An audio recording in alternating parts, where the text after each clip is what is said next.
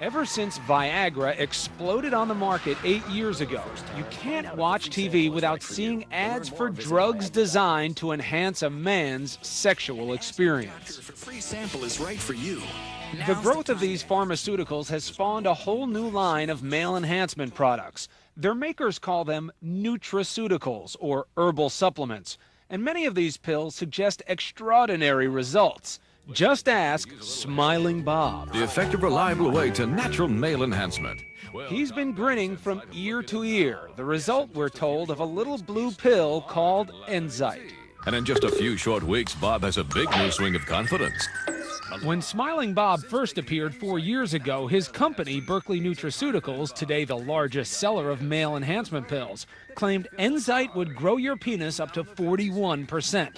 Consumer advocate Dr. Sidney Wolf is not convinced. What is the chance that as a man you can take a pill and things will change? The idea of having some pill that actually causes a penis to be larger is preposterous and is a ripoff of a large amount of money.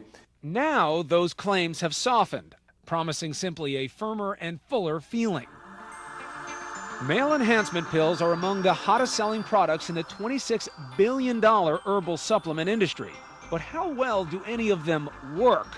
Dr. Wolf, the author of Best Pills, Worst Pills, says that safety is unknown and effectiveness unproven. You've got an industry that just can invent something, grind up some root, put it in a bottle, sell it. So what's Smiling Bob's recipe? We tested some Enzyte we bought in March. The ingredients listed on the label were there. Among them, ginseng root, ginkgo biloba, and saw palmetto. Supplement makers say that these ingredients have been used as sex enhancements for centuries. But when we showed the ingredient list to Dr. Franklin Lowe, a leading New York urologist, he expressed serious doubts about whether any of these herbs could enhance male sexuality. It's very enticing. It's good marketing, but there's no to my knowledge, there's no clinical evidence that supports any of those claims. But just today, Berkeley told us their formulation has since been changed and that their product still works as advertised. Whatever's in these pills, people have been buying Enzyte and other male enhancement products like crazy, creating overnight millionaires, like Vincent Passafiumi and his uncle, Michael Consoli. They were paying $2 for a bottle of pills that they were selling for $40, and they were selling a hell of a lot of them. Larry Warfield is an accountant who helped the state investigate a company called CP Direct, which sold Longitude, a male enhancer. Consoli and Passafiumi found their recipe on the internet, but their secret ingredient was advertising. I said, she's with me. They promised their pill would increase penis size 26% in just 12 weeks. Guaranteed. It was a home run. It was a grand slam. It was larger than a grand slam. They began advertising, and their advertising was, we estimate over $1 million a month. In just 1 year, CP Direct was selling everything from stature, guaranteed to make you taller, to Full and Firm, a pill promising to enlarge women's breasts. None of them had a stitch of scientific proof they actually worked. The result? $75 million in revenue, including this cash taken from Consoli's safe. It seems the only things Longitude was proven to increase were the owners' bank accounts. They bought over a dozen exotic cars, gold-plated furnishings, and 17 homes in different states, some palatial mansions, all paid for by penis pills. And CP Direct wasn't the only company cashing in. Today, there are dozens of companies selling male sexual enhancement pills. Although they look like drugs and suggest powerful results, unlike drug makers, supplement makers have been relieved of the obligation of proving the effectiveness or safety of any of their products. By law, the 1994 Dietary Supplement Health and Education Act. Now, the industry lobbied for it very intensely, but critics say it's a joke.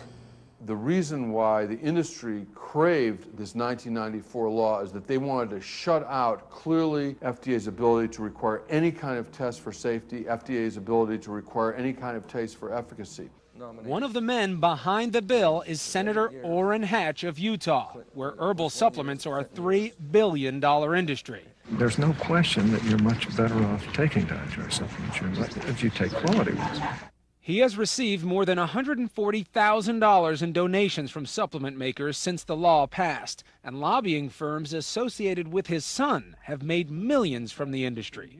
His staff said he didn't want to talk to us, but we managed to catch up with him on Capitol Hill. You know the allegation that they lobbied effectively. They went to the firms where your son was at. They gave you money, and that's how they got the bill. Well, my son's not at any firms. I mean, I think his outfit does. They do some government affairs work for dietary supplement companies, some companies, but I don't even know. To be honest with you, I don't know what their clients are.